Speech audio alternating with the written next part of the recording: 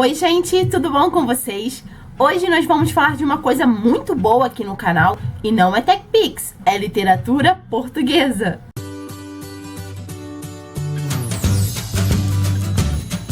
E nós vamos conversar hoje então sobre Viagens na Minha Terra, do Almeida Garrett.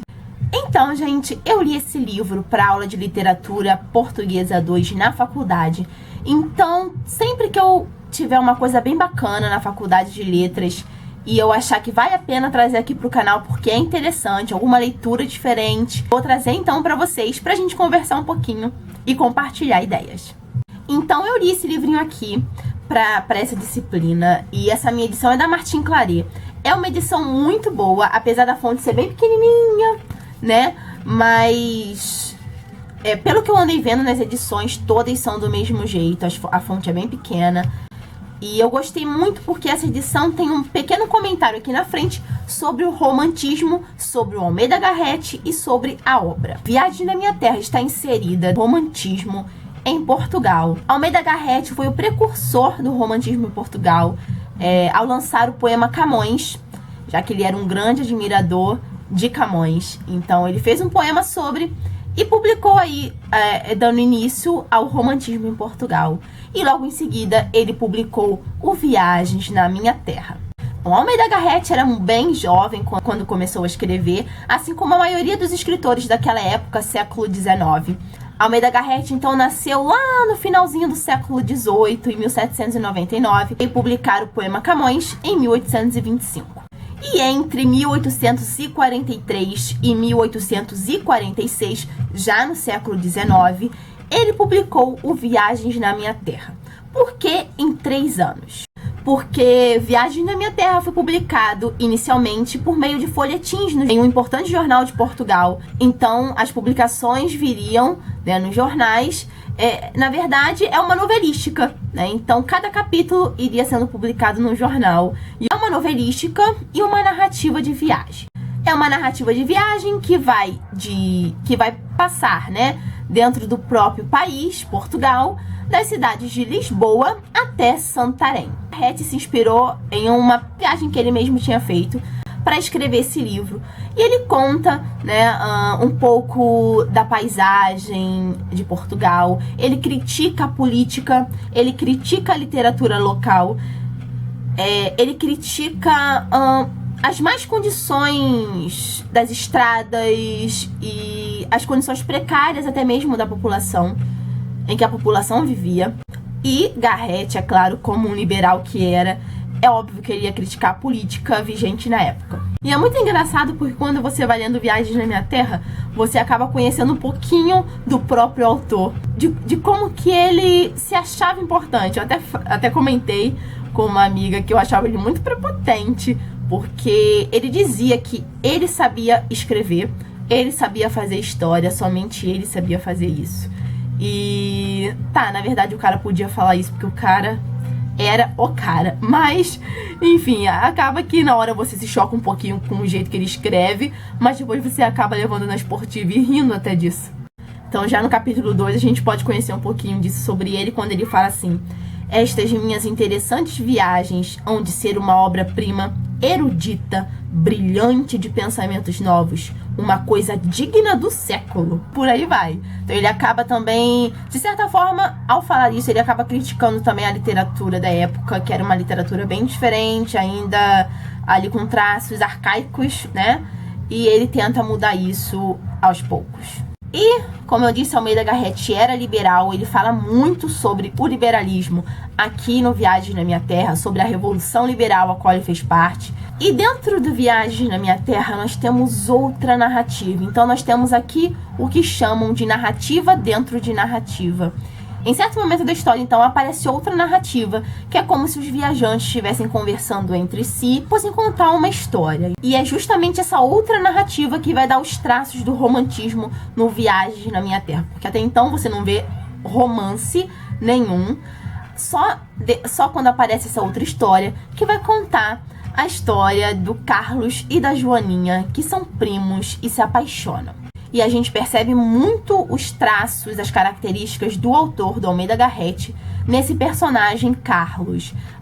Ele era um jovem progressista, ele era liberal, ele lutava pelo país, por Portugal, assim como o autor. Temos então nessa outra narrativa, além do Carlos e da Joaninha, que tem um relacionamento, um romance meio conflituoso, é aquele amor que não pode acontecer, que é difícil de acontecer.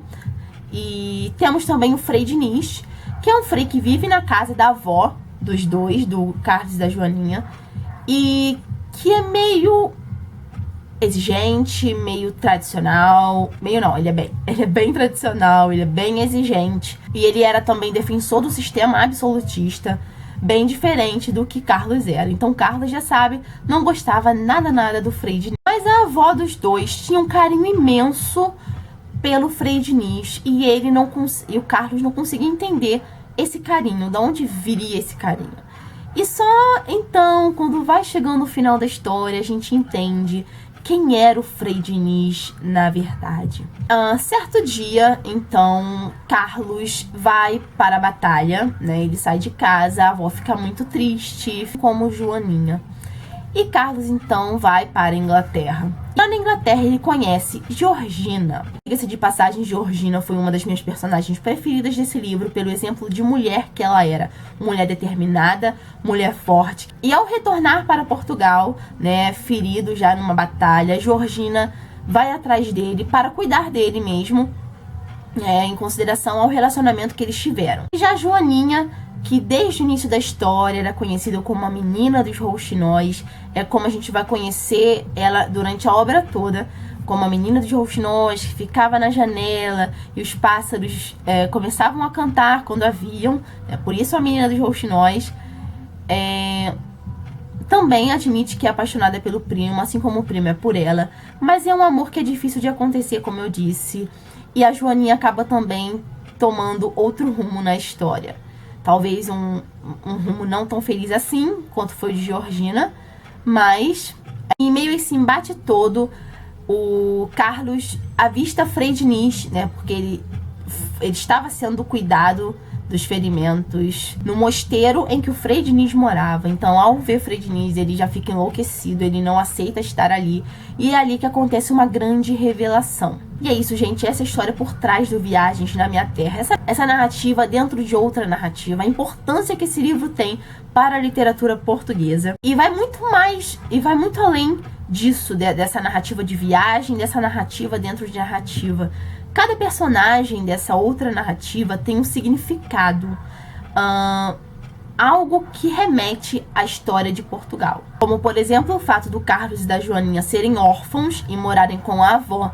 Eles eram órfãos de pai e mãe, os dois, e essa orfandade lembra a orfandade de Portugal. O momento que estava se passando em Portugal era meio turbulento, então lembra essa orfandade de Portugal. Frei Diniz vai lembrar esse Portugal mais arcaico, mais conservador, absolutista. Carlos também vai lembrar um Portugal que anseia pelo progresso, vai remeter ao liberalismo, e Carlos também acaba remetendo ao nacionalismo. E temos Joaninha e Georgina, então, Joaninha representando o velho Portugal também, e Georgina representando o novo, o progresso. Como eu disse, ela era uma mulher bem pra frente da sua época, então a Georgina acaba mostrando isso. Então, interessante também que essa narrativa dentro da narrativa, ela tenta explicar Portugal através de seus personagens. Então, é possível ter uma análise muito mais profunda desses personagens, ligando-os a Portugal, a história de Portugal. E Garrett, com Viagens na Minha Terra, procura também despertar no povo uma consciência, uma conscientização da situação em que Portugal se encontrava, e também, né, conscientizando de certa forma, fazer com que o povo almejasse mudanças, tentasse mudar a nação. Um ponto muito importante quando a gente lê o Viagens na Minha Terra é que o Garrett vai falar a todo momento com o leitor. Como eu disse, era publicado em um jornal por meio de fascículos de folhetins. Então, a cada final de capítulo, ele dizia para a leitora que aguardasse o próximo capítulo da história. Então, por que ele utilizava tanto o leitora e não o leitor na sua obra. Era muito importante para o homem mostrar para a sociedade daquela época que ele tinha uma mulher letrada, que gostava de ler, que gostava de leitura em casa.